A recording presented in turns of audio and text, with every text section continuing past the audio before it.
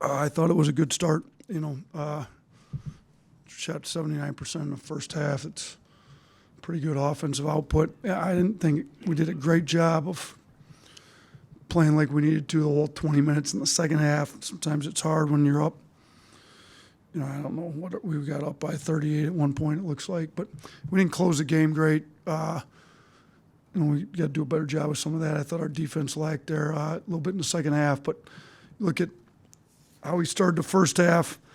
Sears came out ready to go. And we've Sears and Grant and Aaron have been playing pretty well for us. And Aaron got in foul trouble, and Grant didn't play particularly great tonight. So it's nice when you got some other guys pick it up, and Sears is pretty good. I thought Pringle, this was his best game he's played for us. He ended up winning the hard at. Thought Jaron Stevenson gave us some really good minutes. So, we've got some depth. I think we've been able to play. It looked like all of our scholarship guys are double-digit minutes tonight. So you look at these next 7 games coming up, we've got some tough ones. So we're going to have to be ready to go. So we got a week off between games. Ohio State's going to be tough. They're going to guard us much better than what we've been guarded.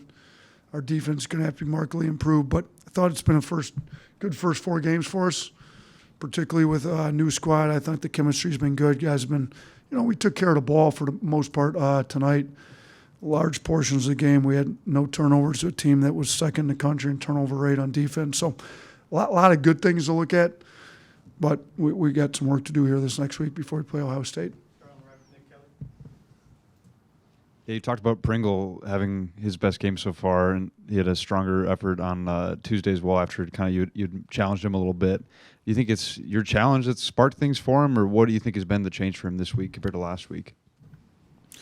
Yeah, I think he realized he needed to be better for us on defense. If we're going to be good on defense, we need some rim protection. We need bigs in there that can make those blue-collar plays we talk about, and I think he's taking that upon himself to be that guy for us, and he's been better in his pick-and-roll coverages. He's been better helping his teammates out when they get beat, coming over, blocking shots, been better rebounding it.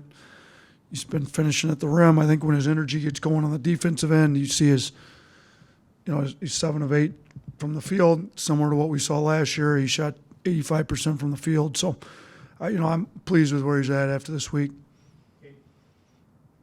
How much have you seen Mark Sears improve with driving to the basket aggressiveness in that area compared to last season? Yeah, he's all, when we got him from Ohio, had one of the best foul rates in the country. He gets fouled, he drives so physical, but I think he's gotten a lot better making the reads.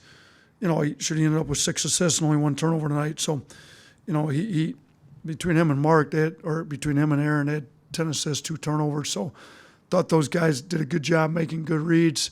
Aaron, Mark, both they're so physical. Like you asked about Mark, when he drives, he's finishing the rim, getting fouled, or making the correct spray out now about 95% of the time. So he's grown a lot in his decision making, and he's always been pretty tough and physical coming downhill. I know kind of the goal for your offenses is to get 33s up a game, but what's your message? How do you coach that whenever that's not happening, but you're still scoring? Yeah, honestly, we average about 30. I don't know that that's necessarily a goal. It's been about what we've gotten.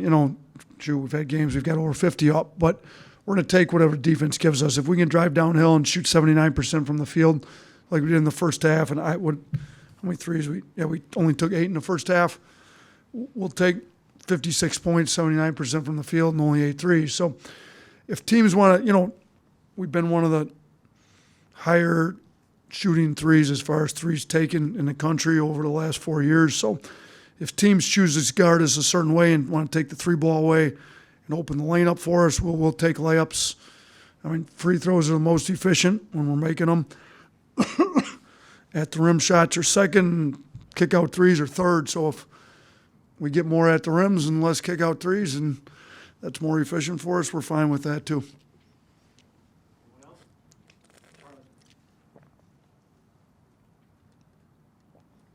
Yeah, Coach, we saw kind of an extended run of that big lineup with Sam and Grant and Jaron and Nick. Just what do you like about that, and what did you think it played tonight? Yeah, I did. How long? Do you remember how many minutes I played that lineup?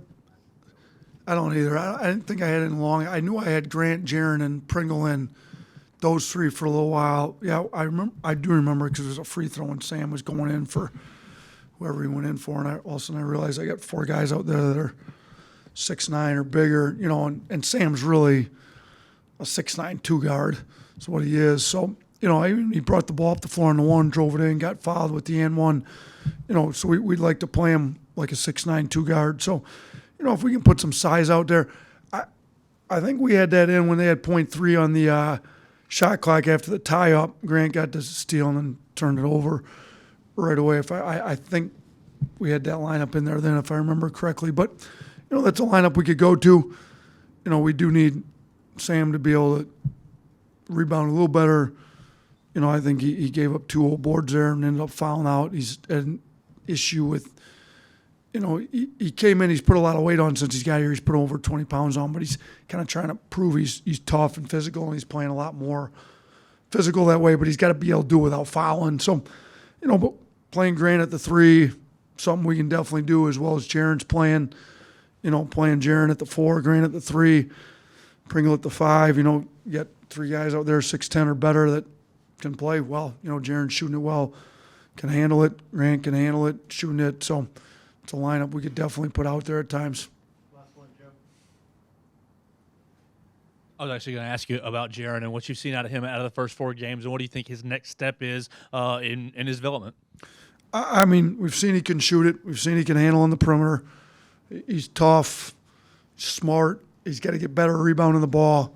He's got to get better protecting the rim for us. I kind of showed him a highlight of we called it Noah Clowney's blue collar plays. And it's basically my point. He's shooting it a lot better than what Noah did start the year. Like Noah went in the first round because he blocked shots, erased teammates' mistakes, rebounded the ball. Clowney had 15 rebound game. I think multiple 13 rebound. I mean, lots of double-digit rebounding games. Jaron hasn't got there yet. He's only had 3 tonight. So I think the next step for him is, he's got to really rebound the basketball and make some of those more. And he's more than capable of. I mean, he's a tough kid, wants to do the right thing. He's super coachable. I love Jaron. You're just going to keep talking to him, getting on him about rebounding. He can be a better offensive rebounder for us.